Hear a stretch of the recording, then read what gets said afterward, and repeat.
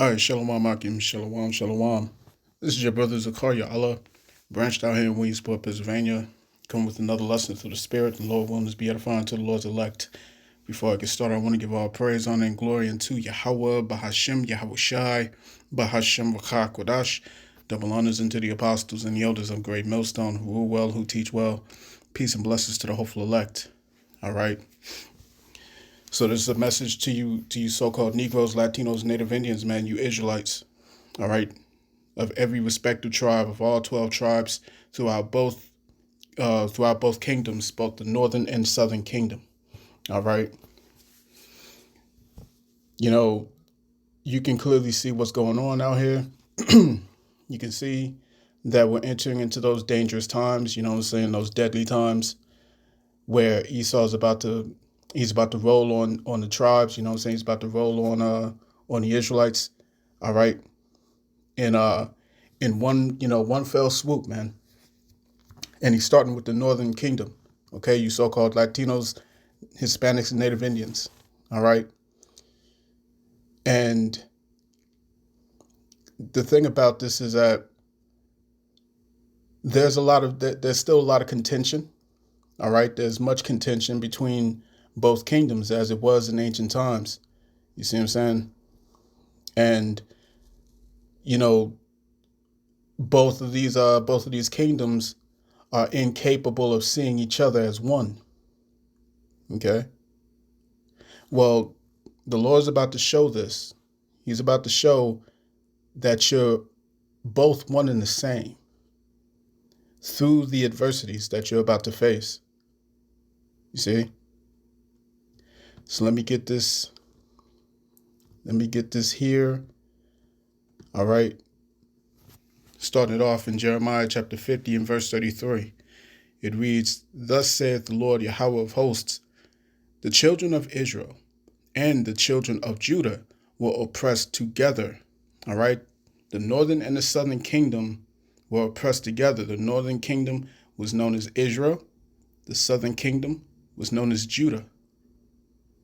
You see what I'm saying? This split happened after the death of King Solomon. All right. And we've never been one. We've never been in complete unity since then. All right. And that's prophecy. So again, the children of Israel and the children of Judah were oppressed together. And all that took them captives held them fast. They refused to let them go. All right. So this is a clear depiction, all right, of the captivities that both kingdoms had to go through. All right. You can clearly see this. You see what I'm saying? So, you know, it's time for all that foolishness to be squashed. You see what I'm saying?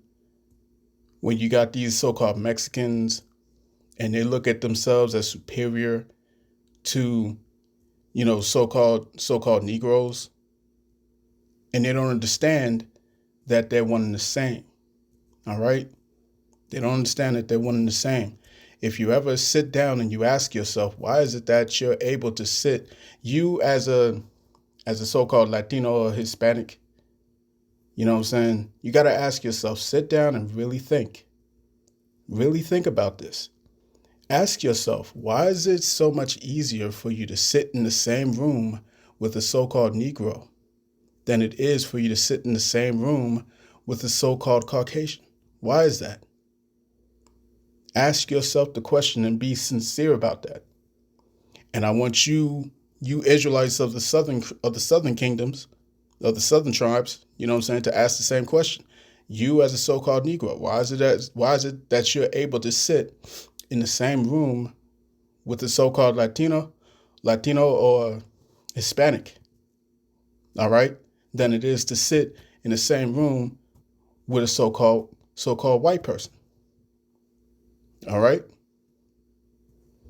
But this contention has been a focal point, all right, throughout the entire history of our nation.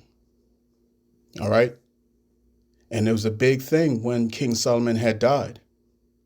And these kingdoms were split. The one kingdom of our great nation was split into two. Okay? And you had wars break out between tribes. You did. You had wars that broke out between the tribes. So this is let's go to the book of Isaiah. Isaiah chapter 9 and verse 21. It reads, Manasseh, Ephraim, and Ephraim, Manasseh, and they together shall be against Judah. So when you look at Manasseh and you look at Ephraim, all right, Ephraim is the head tribe of the northern kingdom. Judah is the head tribe of the southern kingdom. All right. And when you look at Manasseh and Ephraim, they were both brothers under Joseph. All right. Sons of Joseph. You see what I'm saying? So, when let me see. I'm gonna hit this here again. Manasseh, Ephraim, and Ephraim, Manasseh, and they together shall be against Judah. For all this, his anger is not turned away, but his hand is stretched out still. All right. So when you're looking at what's going on right now between the tribes, all right, the Lord's anger is still active. The Lord's hand is still stretched out. All right, against you tribes, man. And literally, only the elect of every tribe is going to come together in that same unity. All right, under the banner of Yahweh Shai. You see, that's going to be the link. That's going to be the glue that brings both kingdoms back together. Right?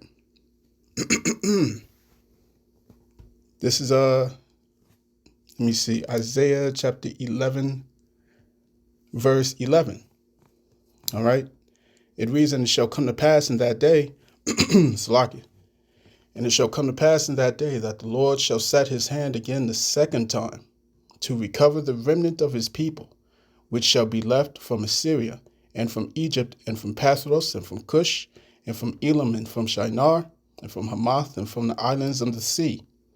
And he shall set up an ensign of the nations, for the nations, and shall assemble the outcasts of Israel, the northern kingdom, and gather together the dispersed of Judah, the southern kingdom, from 4 corners of the earth. All right. When you go to the book of Matthew, the 24th chapter, it tells you this from verse 30 to verse 31. Okay, that he's going to set his angels to gather the elect from all corners of the globe. And in this day, all right, the Israelites look like every single nation that they've been scattered into. Okay, so you got Israelites that'll look like Chinese.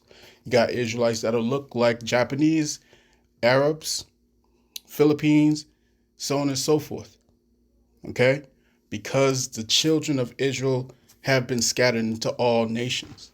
That's why the remnant is going to be regathered.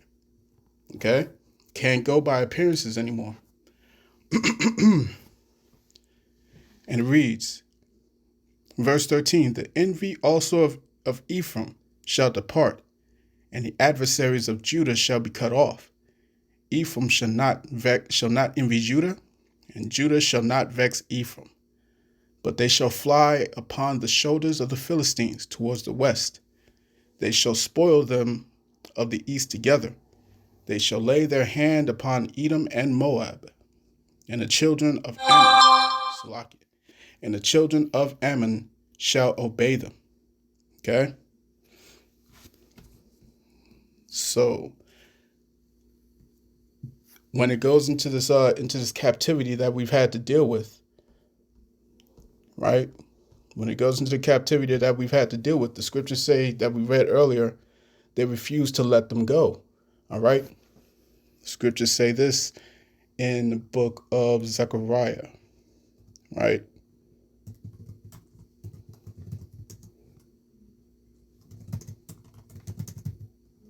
Let me see. Affliction.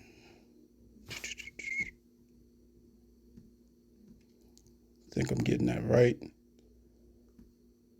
No, No, that's not right. Salakia.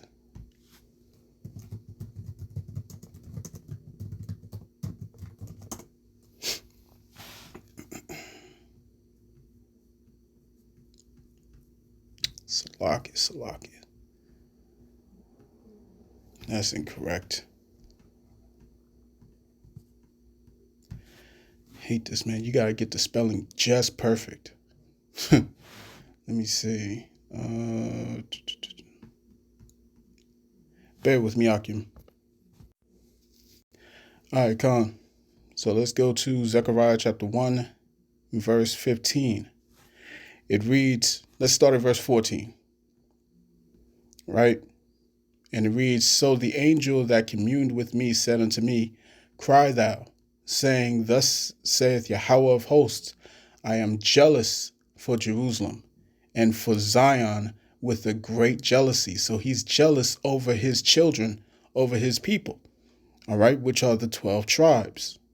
Verse 15, And I am very sore displeased with the heathen that are at ease, for I was but a little displeased, and they helped forward the affliction.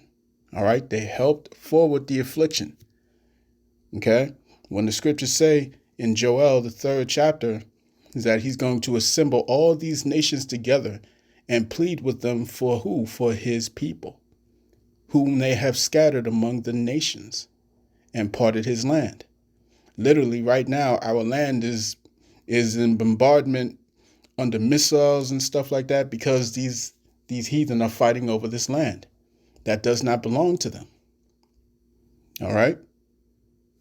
Let me go to this article. All right, from a couple years back. Check this out. All right. So this article came from the talkingpointsmemo.com, and it was from Representative Steve King. Okay, he was the representative of Iowa. Okay, he says Hispanic and black people will turn on each other before outnumbering whites. You see what I'm saying? Why does he say that? Why would he even think to say that? It's because they have forward the affliction. You see what I'm saying? So all of this narrative that you have the northern tribes, all right, thinking that they're more superior than the southern tribes, and the southern tribes, you know what I'm saying, feeling the same way towards the northern tribes. Okay, this sentiment has been fueled by these Edomites, and we've seen evidence of this in their own writings. We've seen evidence of this in their dealings towards the children of Israel, towards both the southern and northern kingdom. All right, during slavery, where they would pin the light skin against the brown skin. You see what I'm saying? They would pin the natives against the Negroes, this and that. You see what I'm saying? Meanwhile, the whole time they knew exactly who both of you were. He knew. They've been known that. Right? So let me read this again. In Isaiah chapter 11, verse 13, the envy also of Ephraim shall depart, and the adversaries of Judah shall be cut off. Ephraim shall not vex Salakia. Ephraim shall not envy Judah, and Judah shall not vex Ephraim. Okay? So that's talking about in the time, in the end, and we're at the end right now. You see what I'm saying? Right now, you still got the southern tribes, these so-called Negroes, that's laughing at the plight of, these so-called Latinos, Hispanics, and Native Indians. All right. Yet, what's going to bring them together is the truth. It's the truth, and that's coming through the prophets. All right. When you read in Isaiah the 34th chapter, 16th verse, it says that His Spirit hath gathered them. Okay. It's the Lord's Spirit that's going to gather the tribes together. Right? So let me see.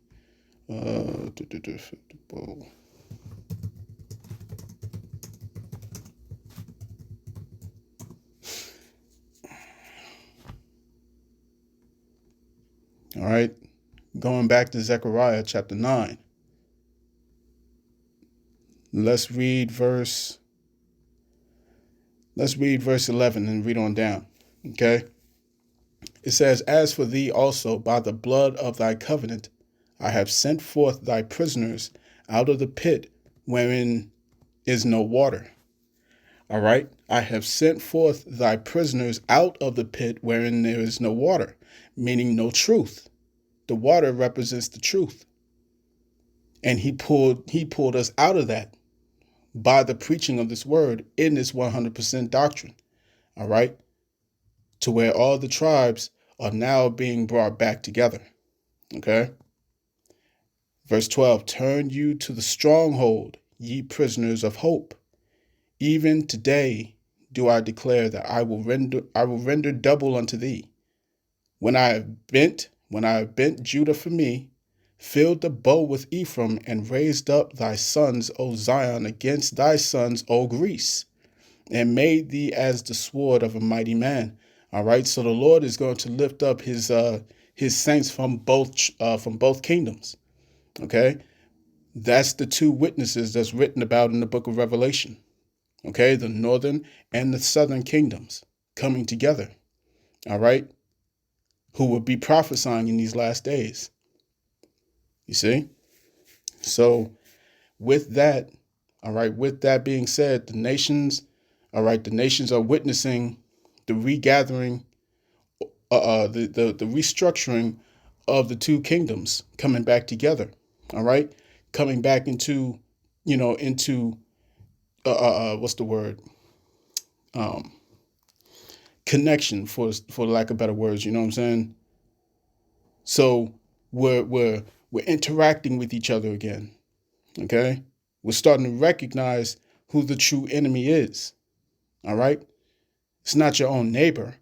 Okay, it's not the other tribesmen of your own kingdom. You see, so, or your own nation. It's these Edomites. All right. So the scriptures say he's going to bend the bow of Judah. Okay, and fill that bow with Ephraim. So it's going to start first when Judah starts rising up, when these so-called Negroes start moving, then the northern tribes is going to look at it, and they're going to be moved as well. Why? Because Judah is the head tribe. Okay? This is why so much of the oppression hit you so-called Negroes the worst. Because they know that once you start getting activated, once you start getting active, then the rest of the tribes follow suit. That's how it's always been in the past, and that's how it's prophesied to happen in the future. You see what I'm saying? That's why when the scriptures read, it starts with Judah first, and then it's filled with Ephraim next. You see? And it's going to go from the sons of Zion against the sons of Greece. All right, talking about these Edomites. Okay? So let me get this here in Ephesians. Bear with me. All right? This is Ephesians chapter 2. And let's start off with verse 11. Ephesians 2 and 11, it reads, "Wherefore remember that ye, being in times past Gentiles in the flesh, who are called uncircumcision by that which is called the circumcision in the flesh made by hand, that at that time ye were without Hamashiach, being aliens from the commonwealth of Israel, and strangers from the covenant of promise." All right, that same promise has only been given to one people. Therefore, that promise of a new covenant is only promised to that same people.